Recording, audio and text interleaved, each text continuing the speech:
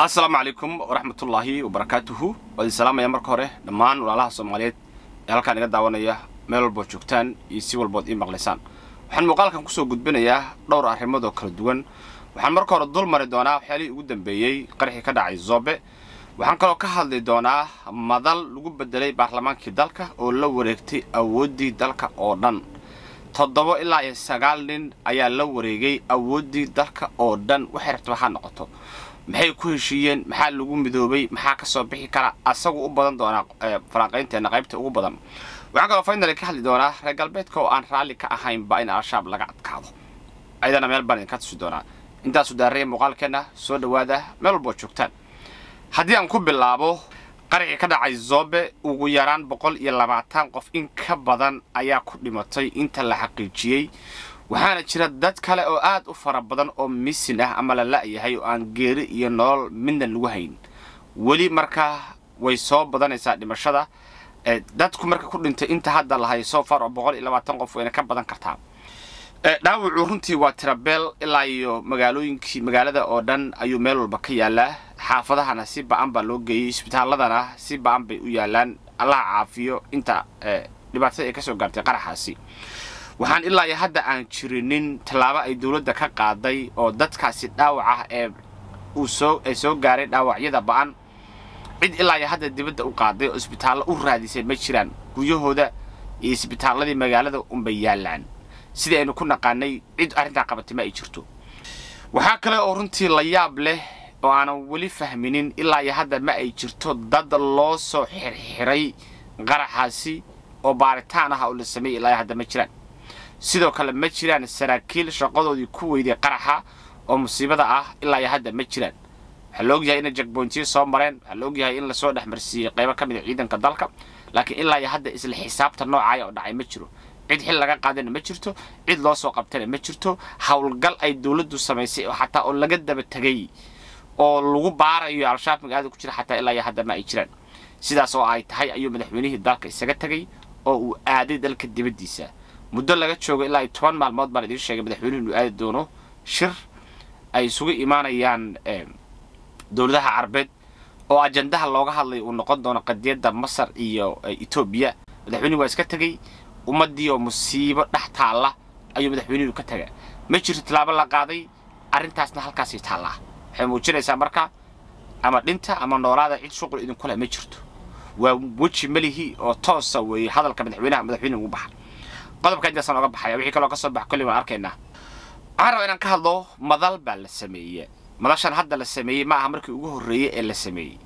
taaramkii hore ee Xasan Sheekh Maxamuud oo uu dalka madaxweynaha ka ahaa sidaan oo kale to madasha maanta la sameeyay oo kale waa la sameeyay sawirka halkan yaala markaad fiirisaan wad arkaysaan ragga meesha dhooban madashaasi waxay ahayd madal lagu bedelay baarlamaankii dalka oo awoodii dalka oo dhan markaas xambaaratay labadii hay-adood ee dalka ugu sareeyay baa la isku jamciyay hal baa laga dhigay hadda laakiin intii waa laga badiyay waa hay-adii sharci dejinta iyo hay-adii fulinta iyo hay-adii kaleeto iyo hay-adihii kale ee dalka jiro dhan baa dal isku jamciyay baa 9 nin waxa laga dhigay inay markaas yihiin madal ayaga go'aan ka gaaraya dastuurka go'aan ka gaaraya amniga go'aan ka gaaraya heshiisyada caalamiga ah go'aan ka gaaraya talaabo walba heshiiska rabaana galaya isla markaasna wixii ka soo baxay iyaga waxa ay leeyihiin ay markaa noqotay waa maxay markaa qorshaha ay madashan loo sameeyay ayaan ku bilaabayaa falanqaynteeda qorshaha ugu horeeya oo madashan loo sameeyay waxa weeye kow waa in baarlamaanka awoodiisa hoos loo dhigo oo talo walba oo la doonayo in la fuliyo heshiis walba oo la doonayo in la galo in 9 kaanin ee halkan ka muuqata marka ay galaan oo aan baarlamaan loo baahan taa waa qorshaha ugu horeeya qorshaha labaadna waxa weeye in dhaqaale laga sameeyo oo mashruucyada kuwa shidaalka ah iyo kuwa kaleeto iyo saldhigyada la siinayo dawladaha Carbeed iyo dekedaha la iibinayo in qorshayaashaasi markaas ay 9 kaanin ka fariistaan oo ayagu ay ka heshiyaan lacagta ka soo baxan ayagu ay kala qaataan ka bacdina sida lagu soo codsiiyay waa qorshaha labaad qorshaha saddexaadna wuxuu noqonayaa marka in la sameeyo muddo kordhin guud oo maamuladaana loo kordhiyo madaxweynaha dawladda oo haddana aan hataa 5 bilood jooginina muddo kordhin sameesto xalka jaarin muddo kordhin la sameeyo marka xilku dhamaado laakiin muddo kordhin la bilaabayo iyadanba hataa hal sano aan la jooginin waa la yaab laakiin ajandayaashii ka mid tahay in muddo kordhin maamulada loo sameeyo dawladda dhaxal marka ay sameesto oo meesha la iska sii joogo intii muddo finally waxaa kale oo qorshuhu ka mid yahay in dastuurka dalka sidii doona laga yeelo wixii doona laga bixiyo wixii doona la geliyo wixii rab laga sameeyo arrimihii jimsiga iyo waxaayoo dhan lagu daro wixii la doonaya laga bixiyo ayadoo markaas la isticmaalayo awoodda 9 nin ee lagu soo koobay dawladnimadii dalka oo dhan waa maxay faa'iidada ugu jirta xasan sheekh maxamuud inuu waxa sameeyo waa maxay faa'iidada ugu jirta inay maamul goboleedyadu ay sidaas sameeyaan way su'aasha kale isweydiinta mudan xasan sheekh maxamuud dan ku bilaabo xasan haddii uu baarlamaanka iska xiro waxa meesha uu ka helayaa wax accountability xasan ma jirto cid baarlamaanka uga yeeraysa iyo motion iyo waxa ma jirayaan xasan waa freedom marka number 1 advantage bay u tahay accountability meesha ma jiro midda labaad waxa weeye ra'iisul wasaarihiisa iyo xukuumaddiisa fashil walba oo ku yimaada ayaguna cid motion ka keenaysa ma jirto meesha iska joogayaan wasiirka amniga ninkii lagu sheegayay cid maqashay ma aragteen cid sheegtay xataa ma aragteen meel jiro hadalkiisa ma aragtay xataa wajigiisa ma garanayno qayb badan inaga mid ah meel jiro cid garanaysa ma jirto marka waa cid walba asaga la socota xukuumaddiisa ka midka ah waa free way asaguna waa free qarax walba la geysto cid looma cayrinayo wasiirka looma yeerayo su'aal lama weydiinayo waa freedom bay haysanayaan qodobka saddexaad waxa weeye advantage xasan iyo kooxdiisa ay ka helayaan waa dhaqaale aruursi dhaqaale badan baa soo galaya meel walba corruption baa ka soo galaya lacagahaasi waa la qaybsanaya marka dhaqaale badan baa jeebka galaya nima dhaqaale badan aruursa ay noqonayaan oo taramkooda runtii ka faa'iideysto si fiican u shaqeysta afar muddo korrina way helayaan oo muddo badan bay sii joogayaan inta ay doonaan bay joogayaan maadaama muddo korrinta la sameeyay ayaguna qayb bay ka noqonayaan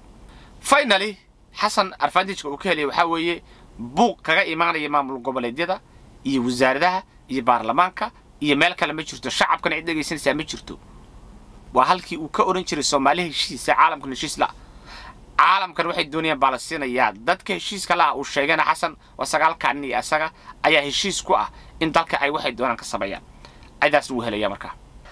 maamuladu maxay ka helayaan haddaan ku bilaabo Saciid Cabdullaahi Dani extension ma helayo systemka ay Puntland u dhisan tahay ma system extension laga sameyn karo laakiin asagu wuxuu helayaa dhaqaale badan buu helayaa oo doorashada uu ku galo dhil walba wuxuu ku qaadanayaa lacag buu ku qaadanayaa ama Puntland ha qaabilsanaada ama yuusan qaabilsanaanin heshiiska hadda Coastland la galay Puntland shuqul kuma lahan meelaha laga gadanayo bloggaas waxa kamid ah Jubbaland iyo Koonfur Galbeed iyo meesha loo yaqaano iyo galmudug weeye sidaa daraadeed wuxuu qayb ka qaadanayaa dhil walba oo lacag oo Coastland laga qaatana qayb buu ka qaadanayaa Saciidan marka intaan uu joogo dhaqaale badan buu helayaa marka saabo la qaylay Saciid ma jirto lafta galeen asaguna muddo kordhintii lagu haystay baa xalal u noqonaysa cabsi ka jirtay nanka xasan sheekh maxamuud weerar looga soo qaado oo maamulkiisa iyo xilkiisa lagu qabsado asana meesha ka baxaysa dhaqaale badan uu helayaa asaguna meeshaas marka ku naaxaya freedom buu ku helayaa asaguna qorqor iyo cali guudlaawa iyaguna muddo kordhin bay helayaan dhaqaale helayaan wax walba oo maamulkooda ka dhacay al-shabaab walba ay qabsadaan maxaa la yiraahdaa cid mataqaana u tagaysa ma jirto xilkoodana way sii joogayaan soo marka cid walba waa win 9 kan meesha isugu timaaday waa win cid walba marka waa happy cid qaylnaysa ma jirto muuqaalkii ama sawirkii hadda kor aan idin la wadaagoon idin nimanka maxay la qoslayaan dadku siyaabo badan bay u falanqeynayeen laakiin maanta inuu fahmayna waxay la qoslayeen waxa weeye waa win cid walba waxay helaysaa marka advantage bay helaysaa dhaqaale helaysaa muddo kordhin bay helaysaa raaxay helaysaa xilli ku fiican oo dhaqaale ku arsan kan way helayaan dalna cidna shuqul albu kuma aysan lahayn dhanka kale markii aad si dhaba aad u fiiriso waxaad arkaysaa in maamul goboleedyada waxa soo advantage xasan ka qaadanaya ama faa'iido oo ay xasan ku haystaan haddana il gooni isaga fiirinayaan markii aad fiiriso heshiiskii shalay soo baxay la yiri madasha wadatashiga qaran ayuu ka soo baxay markii aad si dhiib ah u fiiriso waxaad arkaysaa inay ku dhex jirto inay ilna xasan isaga fiirinayaan ilna ay heshiis la galiyaan oo ay dhaqaale kaga qaadanayaan waxyaalaha keenaya inay iska fiiriyaanna waa cabsi ku jirta waxyaalihii ay hadda joojiyeen waxaa marka ka mid ah in howlgallada al-shabaab ay noqdaan kuwa lagala tashado iyaga oo lagu sameeyo waxa loo yaqaano strategy good in marka howlgallada loo sameeyo in sidoo kale la joojiyo dhismaha ciidankana qayb bay ka tahay walow aan waraaqda lagu soo qorinin laakiin haddii aad si dhaba u akhriso aad fahmi karto sida erayada la isugu aadiyo waxaad fahmaysaa inay ku dhex jirto inaan ciidan dambe oo Soomaalida aan la dhisi doonin iyo in hawlgalladii Sacuudi ku hiiraan ku shabeellada dhexe waxay dhan way istaagayaan waayo waxay u baahanayaan in wax laga weydiiyo cali guudlaaw ay u laabanayaan maadaama la yiri waa in maamul goboleedyada iyo dawladda dhexe ee heshiis ka galaan hawlgal walba oo la sameeyo oo strategy good mataqaana ama qaran la sameeyo markii la samaynayana waa in guddi loo soo saaraa guddigaas oo ka kooban maamul goboleedyo iyo dawladda dhexe waa la dagaalanka al-shabaabka waxaa la doonayaa in laga fariisto markii dagaal la qaadayo isla markaasna guddi loo xulo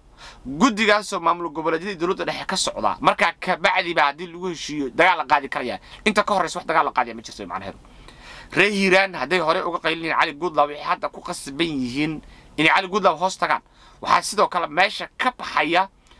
mashruuci lagu taageeray macawisleyda waayo hub iyo dhaqaale iyo budget iyo amar la siin doona ma jiro cid ka baxsan ciidamada dawladda iyo kuwa ay maamul goboleedyada ay leeyihiin sida heshiiska ku xusan waxaayo dhan markay way istaageen waxaad marka arkaysaa in hawlgalkii la doonayay in la yiraahdo al-shabaab lagu qaadaya gabi ahaan buu istaagayaa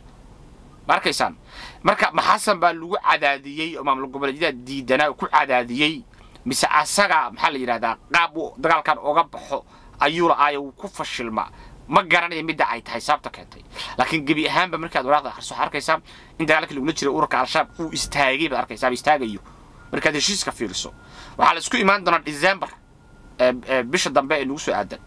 waxa laga wada hadli doonaa sidii arrimaha looga tashan lahaa inta ka horeysa marka cid tilaabo qaadi kartaa ma jirto waayo tashbi u baahan yahay baliyo oo maxaa tash u baahan wada al-shabaabka la dagaal tash u baahan bal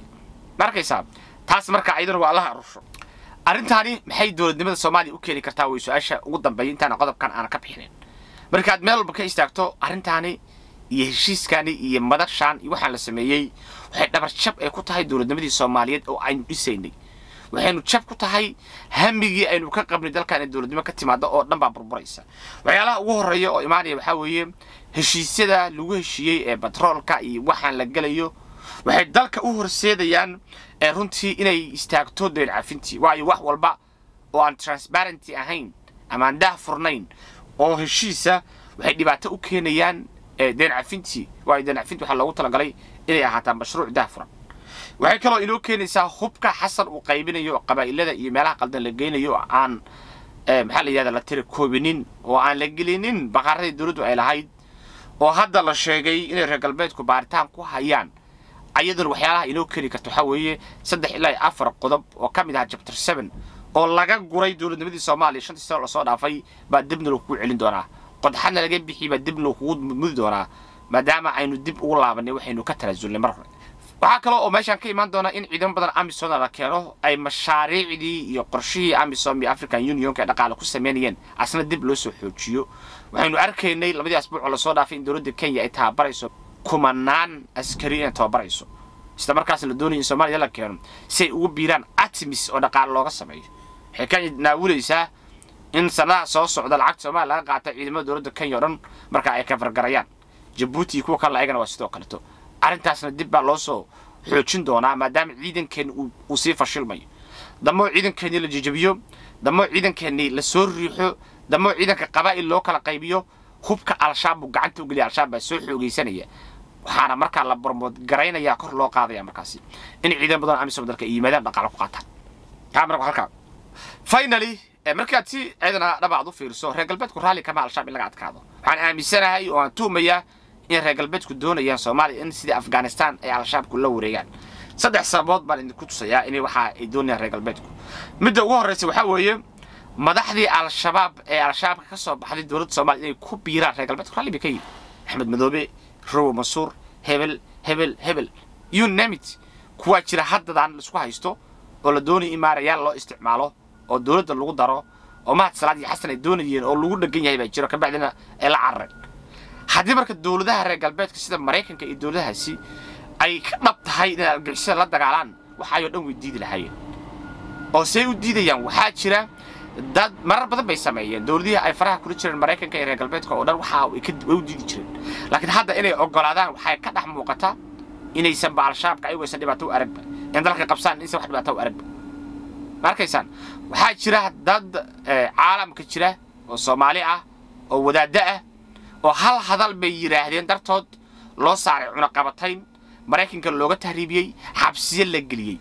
waraabod nimanka al-shabaab ku jira oo sharciye haysta oo adduunka freedom ku jooga oo cid la hadlaysa is jirin waa maxay difference u dhaxeeya Sheekh Hebel oo la xiray oo la cayriyay oo wixii lagu sameeyay because hal hadal buu al-shabaab ku taageeray lagu eedeynayo iyo ninkii al-shabaabka ahaa oo dawladda ka mid noqday difference-ga reer galbeedka u dhaxeeya adduunka kala goosta waxa kale oo jira shirkadii la oran jiray albarakaad ee horey loo xiray ee lagu eedeeyay inay argagixisada ay finance gareyn jireen ee horey loo xiray Soomaalidu ay lahayd wixii loo xiray waxay ahayd argagixisa mataqaana ayay taageereen ama dhaqaalaha ay u dhaxmaraan baa ayaa loo xiray ka warrama hormuudi dahabshiil oo maanta inta loo ogyahay inay dhaqaale badan account ah ee al-shabaab uga xiran yihiin ma reer galbeedku xiraan ma firis garayaan bangidaasi ma qabtaan lacagahaas ma istaajiyaan meel bay lacagahaas yaalaan lacagaha bangi salaama yaala Mareykanka waa laga bixi karaa lacagta Mareykan baa looga diri karaa xagga raalli bay ka yihiin transfer ka loo ogyahay lacag baa laga bixi karaa heshiis biliin waxba dhibaato ku baqwan waana la ogyahay inay al-shabaab lacag u taalmay qabtaan waxay ku tusaysaa marka dhaqaalahooda inaysan qabanina inay raalli ka yimaadaan muujinaysaa finally hub casri ah haystaan waxaan aaminsanahay haddii reer galbeedku ay dhab ka tahay in al-shabaabka la dagaalamaan magaalooyinka ay haystaan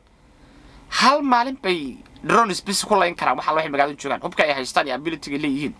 hadday doonayaan inay naga caawiyaan hadday doonayaan inay laayaan hal maalin bay layn karaan one single day bay layn karaan awooddaasi u leeyihiin laakiin ma doonayaan maxaa hortaagan adigu isweydiyo hortaagan marka dhanka markaad ka fiirso waxaa arkaysaa reer galbeedku raalli kama ah dagaalka lagu jiro al-shabaab inay dalka qabsadaan in kala shuqul kuma ilaha soo marka Soomaaliya halka ay ku socotaa Ilaahay baa garanaya laakiin meel qurxan ma aha dawladnimadii halkaas la geeyay nimankaana waxa ka dhax muuqata inaysan al-shabaabka ay sidiidaneen